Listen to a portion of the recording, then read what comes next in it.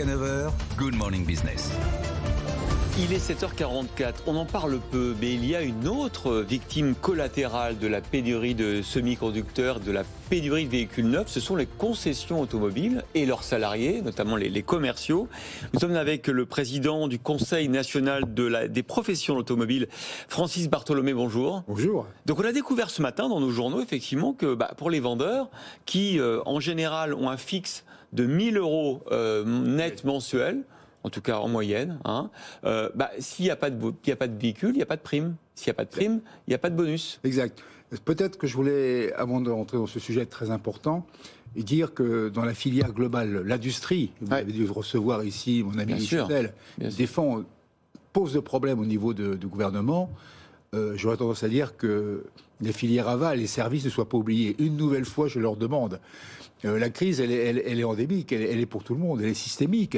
La chaîne de valeur est impactée aussi bien la nôtre. Je rappelle, on est entre moins 25 et moins 30% de ventes cette année. Oui, tout à fait. Donc encore en 2021.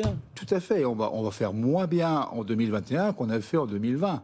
Et on sera très loin par rapport à 2019. C'est pas faute de clients, de consommateurs. Tout le monde veut des voitures, sauf que des voitures, il n'y en a pas. Alors, il y a deux aspects, effectivement. Le premier aspect, c'est qu'avec cette crise des semi-conducteurs, on ne peut pas livrer. Donc on a tous un stock de voitures vendues avec un compte important non livré. Et puis, parallèlement à ça, il faut reconnaître qu'aujourd'hui, le marché est quand même sous tension au niveau de la commande, pour deux raisons. La première raison, c'est que quand vous dites à quelqu'un, votre voiture, c'est dans 3 mois, 4 mois, 5 mois ou 6 mois. On est même sur 6 mois à l'heure actuelle, on est même sur les 6 délais. mois pour certains constructeurs, voire même 1 an sur certains. Ça sent le vécu, Donc, Audrey. Non, je l'achète pas. Peut-être vous trouver un constructeur qui peut vous en trouver une.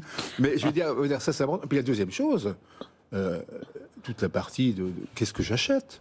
Tout le monde connaît des amis, des gens aujourd'hui qui disent mais qu'est-ce que je vais acheter pour demain?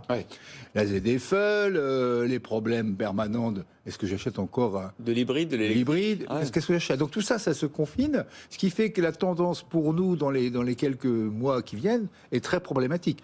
J'ai demandé à être reçu par le Premier ministre parce qu'il y a un moment donné, il ne faut pas qu'on oublie la filière des services que nous sommes. On a toute une modernisation de nos entreprises à mettre en place qu'on n'a pas. Alors justement sur les commerciaux, on parle donc de délai de 6 mois précisément. Ça veut dire qu'ils ont leur prime, leur bonus à la livraison la plupart du temps. C'est un salaire d'habitude qui peut être multiplié par 2, par 3. 3, 4, oui, bien sûr. Et donc là, on fait quoi pour eux? Comment ça se passe pour eux? Est-ce qu'il y a des suppressions d'emplois à venir sur l'année 2022?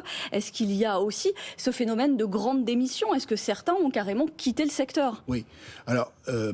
C'est vrai que ça va jouer, mais vous avez quand même deux catégories. Vous avez des concessions automobiles qui payent leurs collaborateurs commerciaux sur le bon de commande.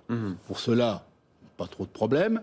Le salaire du mois est tombé, il est acté, il est chargé socialement. Il y a simplement un problème pour l'entreprise, si je peux me permettre dans ce genre. De l'autre côté, on va dire à peu près que ça représente la moitié, il y a des gens qui sont payés que sur la livraison. Là, il y a le problème.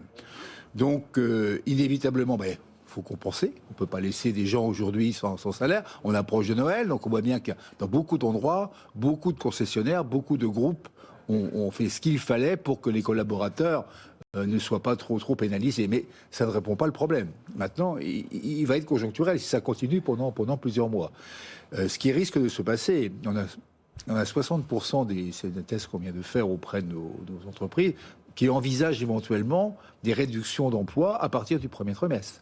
60% des concessions qui envisagent de réduire les emplois. Bien sûr, si vous n'avez pas d'activité. Alors, il n'y a pas que les vendeurs, il n'y a pas que les commerciaux. Vous avez les secrétaires de livraison. Et vous avez un métier aujourd'hui qui est particulièrement important chez nous, qui est le metteur en main de la voiture. Parce que les voitures aujourd'hui, vous imaginez bien la complexité, et tant mieux d'ailleurs, des produits qu'ils peuvent apporter. Donc ce sont des métiers qui souffrent. Les secrétaires administratifs, tous les livraisons. Donc on a un vrai sujet. Et sur ce plan-là, on demande à l'État, on demande au gouvernement d'être relativement beaucoup plus souple pour nous sur le chômage partiel, notamment dans le taux de prise en charge. Donc la PLD ne nous convient pas, parce que c'est un sujet très conjoncturel, et on voudrait une prise en charge sur le chômage partiel qui corresponde à peu près à celle que nous avions au moins du premier confinement, c'est-à-dire environ, on avait 84%. Ce qui aidera effectivement à maintenir le métier tant que ça durera. Qu'est-ce que vous aurez pour le gouvernement sur ces demandes? J'attends la réponse. Je répète sans arrêt, je voudrais que la filière aval soit traitée de la même façon que nos amis de l'industrie. C'est fondamentalement important et ça nous manque un petit peu. Combien de salariés dans la filière justement aval dans les La filière aval aujourd'hui, c'est 500 000 salariés. C'est beaucoup plus que l'industrie. Il y a énormément de points par rapport à ça. Alors, on est très content d'être entendu. Ce qu'on voudrait maintenant, c'est d'aller un petit peu plus loin que l'entente. C'est qu'on ait éventuellement des éléments concrets.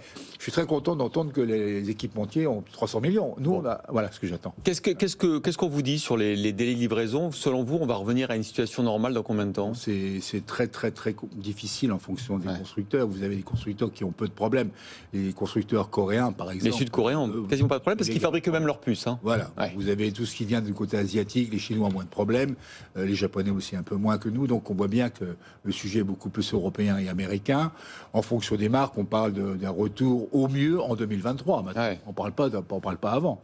Et il y a pas la difficulté pour nous et nos métiers, c'est comment se situer par rapport à ça. Il va falloir se positionner sur nos résultats, Ça va être compliqué. Ça va être très compliqué. Merci beaucoup, Francis Bartholomé, d'avoir partagé avec nous vos difficultés, président du Conseil national des professions de l'automobile.